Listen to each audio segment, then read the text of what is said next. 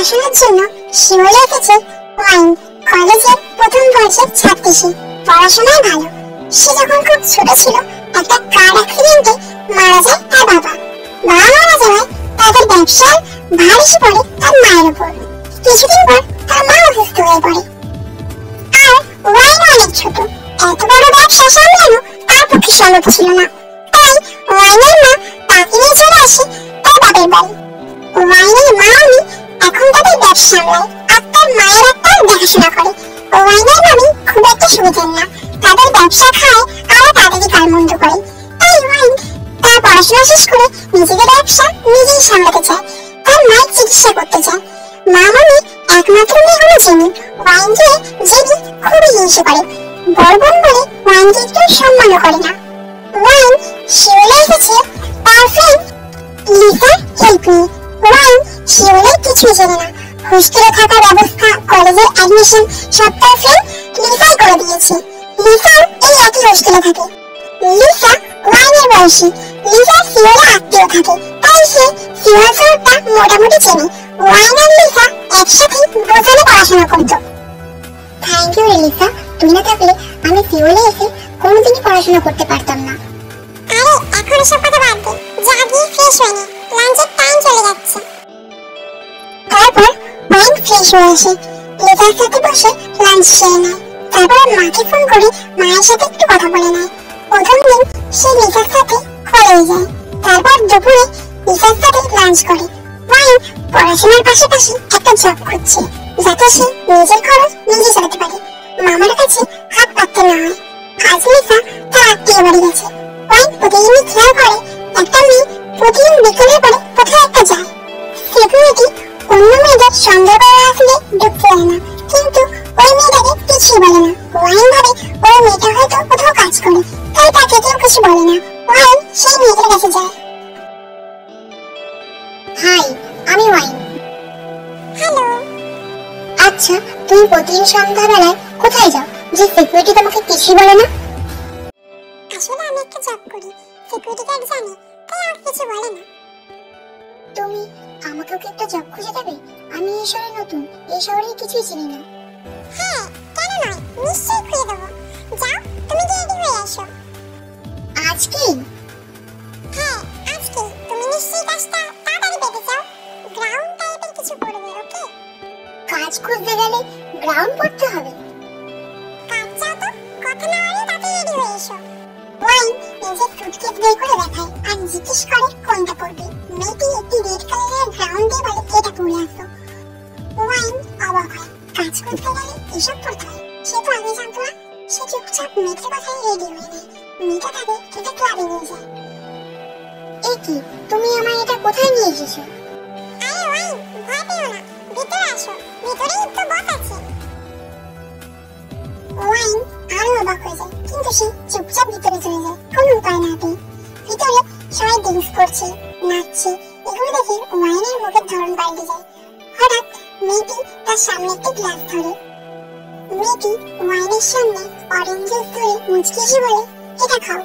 ওয়াইনও মুচকি এসে অরেঞ্জ জুসের গ্লাসটা নিয়ে নেয় এবং খেয়ে নেয়। তা খাওয়ার পরে ওয়াইনের মাথা ঘুরতে থাকে। হঠাৎ মেয়েটা ওয়াইনকে একটা ছেলের দিকে ছুড়ে দেয়, কিন্তু সেই ছেলেটা ওয়াইনকে ধরার আগে ওয়াইনকে ধরে ফেলে জাংকুক। পুরাই রেড রোজ। জাংকুক ওয়াইনকে নিয়ে ডান্স করতে থাকে। ডান্স করতে করতে জাংকুক আর ওয়াইন দুজনেই হট ফিল হতে থাকে।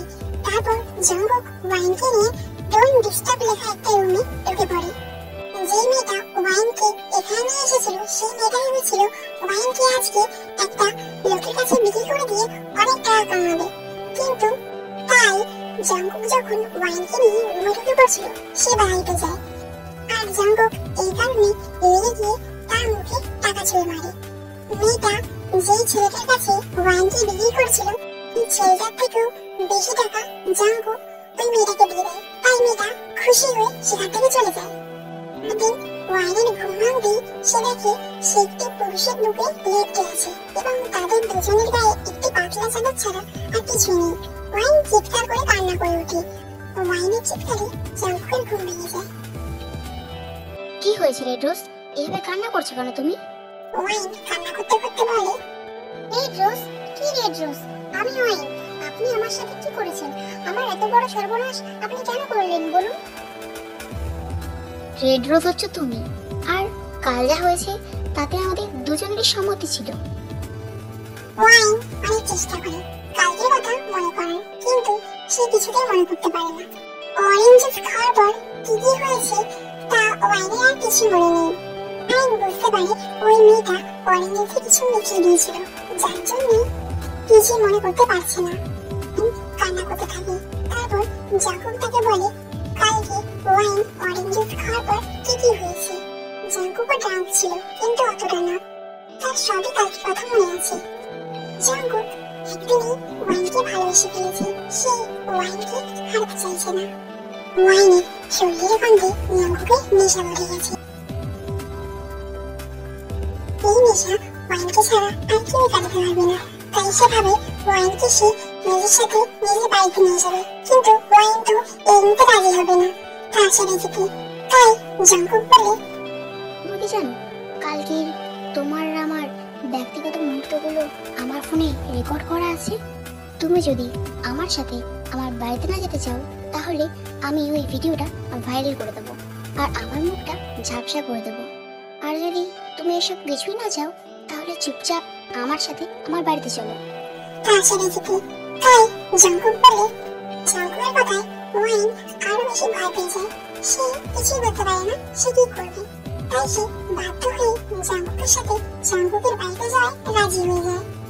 তারপর জাঙ্কুক আর ওয়াইন ফ্রেশ হয়ে ব্রেকফাস্ট করে জাঙ্কুকের ব্ল্যাক মার্সিডিজ করে চলে যায় জাঙ্কুকের বাড়িতে। বাড়ির গেটে বড় করে লেখা জেকে হাউস। সিকিউরিটি জাঙ্কুকের গাড়ি দেখতেই গেটের দরজা খুলে দেয়। তারপর জাঙ্কুকের গাড়ি ঢুকে পড়ে ভিতরে। ভিতরে ঢুকে জাঙ্কুক গাড়ি দেখে ওয়াইনের হাত ধরে ঢুকে পড়ে তার জেকে হাউসের ভিতরে। ওয়াইন বাড়ির ভিতরে ঢুকে অবাক হয়ে যায়। এত বড় বাড়ি, অথচ একটাও মানুষ নেই, একটাও কেয়ারটেকার নেই। আমার এই দুনিয়াতে কেউ নেই। মা বাবা আমি ছোট থাকতেই মারা যায়। আমি আমার দাদুর কাছে বড় হয়েছি। কিছু বছর আগে আমার দাদুও মারা গেছে। জাঙ্কুক আরো এটা সেটা বলে ওয়াইনের থেকেও ওয়াইনের ব্যাপারে সবকিছু জেনে নেয়। তখনই হঠাৎ লিসার কল আসে। ওয়াইন কি বলে ভাবতে ভাবতে প্রথম কলটা কেটে যায়। আবার কল আসতেই সে রিসিভ করে ফেলে। হ্যালো ওয়াইন, শোন না, আমি না আর ওই হোস্টেলে থাকবো না। আমি আমার আত্মীয় বাড়িতেই থাকবো। প্লিজ তুই কিছু মনে করিস না, কলেজে তোর সাথে দেখা হবে। ওয়াইন এটা শুনে অনেক বেশি খুশি হয় আর বলে, আমিও ওই হোস্টেলটা ছেড়ে দিয়েছি, একটা রুম ভাড়া নিয়েছি।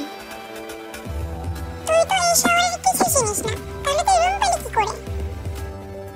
কাল তুই যাওয়ার পর আমি কাজ খুঁজতে বেরিয়েছিলাম, তখন একটা কাজও পেয়েছি, সঙ্গে বাড়ি ভাড়াও পেয়েছি। আচ্ছা, নিজের খেয়াল রাখিস, ভালো থাকিস, কালকে কলেজে দেখা হবে, বাই। তারপর কল কেটে দেয়। জাঙ্কুক ফ্রেশ হয়ে এসে সে রান্না করে চলে যায়। দুপুরে রান্না করে, তারপর সে ওয়াইনকে নিয়ে খেতে বসে। জাঙ্কুক ওয়াইনকে নিজের হাতে খাইয়ে দেয়। ওয়াইনও কিছু না বলে খেয়ে নেয়। এভাবে দিন কাটতে থাকে। জাঙ্কুক ওয়াইনকে কলেজে দিয়ে নিজে অফিসে যায়, আবার ওয়াইনকে নিয়ে বাড়ি ফেরে। জাঙ্কুক ওয়াইনের অনেক কেয়ার করতো, নিজে হাতে খাইয়ে ওয়াইনকে। জাঙ্কুক কোনো কাজই করতে দিত না। ওয়াইন এসে জাঙ্কুক একটা কেয়ারটেকার রেখেছিল। ওয়াইন একদিন ব্যালকনিতে বসেছিল, হঠাৎ জাঙ্কুক এসে তার সামনে একটা পেপার রাখে আর সাইন করতে বলে। এটা কিসের পেপার? আমি তোমাকে ভালোবেসে ফেলেছি ওয়াইন। আমি চাই আমার বাকিটা জীবন তোমার সাথে কাটাতে। আর এটা হলো আমাদের বিয়ের পেপার, এখানে সাইন করে দাও। ওয়াইন সাইন করে দেয়, কারণ সেও জাঙ্কুককে ভালোবেসে ফেলেছে। সেও তার বাকিটা জীবন জাঙ্কুকের সাথে কাটাতে চায়। দীর্ঘদিন একবারও জাঙ্কুক ওয়াইনের ইচ্ছের বিরুদ্ধে গিয়ে ওয়াইনকে কাজ করেনি। হয়তো ওয়াইন জাঙ্কুককে ভালোবাসে, কথাটা ওয়াইনের বলা হয়ে ওঠেনি জাঙ্কুককে, কিন্তু সেও খুব তাড়াতাড়ি জাঙ্কুককে তার ভালোবাসার কথাটা বলে দেবে। ওয়াইনের সই করা হয়ে যেতেই জাঙ্কুক পেপারটা গিয়ে রেখে আসে। তারপর আবার এসে ওয়াইনের সামনে বসে। বেবি, আজকে তোমাকে আবার সেই দিনের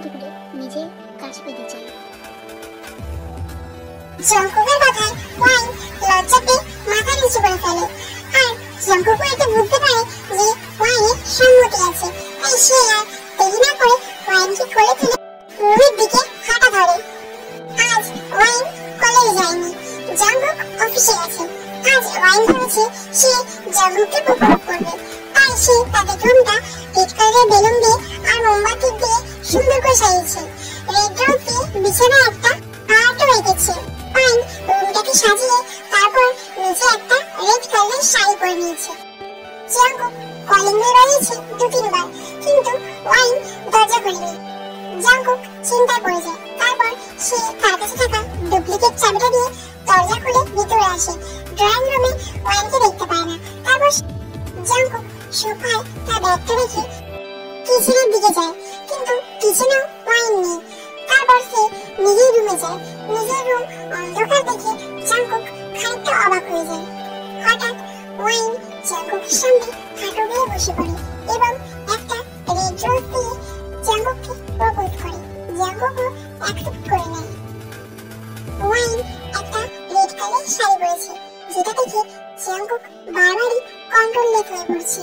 তারপর তারা দুজন ডিনার সেরে নেয়। খাওয়া দাওয়া শেষ হতে জাঙ্কুক ওয়াইনকে কোলে তুলে নেয় আর বলে, অনেকক্ষণ নিজেকে কন্ট্রোল করেছি, আর পারছি না। রেড কালারের শাড়িতে তোমাকে পুরো রেড রোজ লাগছে দিদি। এটা বলে জাঙ্কুক ওয়াইন ঠোঁটে কিস করে আর ওই অবস্থাতেই ওয়াইনকে নিয়ে রুমের দিকে চলে যায়। এখন সবাই জাঙ্কুক আর ওয়াইনের ব্যাপারে জানে। জাঙ্কুক ওয়াইনের মাকেও তাদের কাছে নিয়ে এসেছে, তার চিকিৎসা করিয়েছে। ওয়াইনের ব্যবসাটাও ফিওরে নিয়ে এসেছে। ওয়াইন তার পড়াশোনা শেষ করে তাদের ব্যবসা সামলায় আর জাঙ্কুক তার নিজের ব্যবসা সামলায়। ওয়াইন আর জাঙ্কুকের একটা মেয়েও আছে, নাম জুলি। জাঙ্কুক তার একটা নিজের হ্যাপি ফ্যামিলি পেয়ে খুবই খুশি।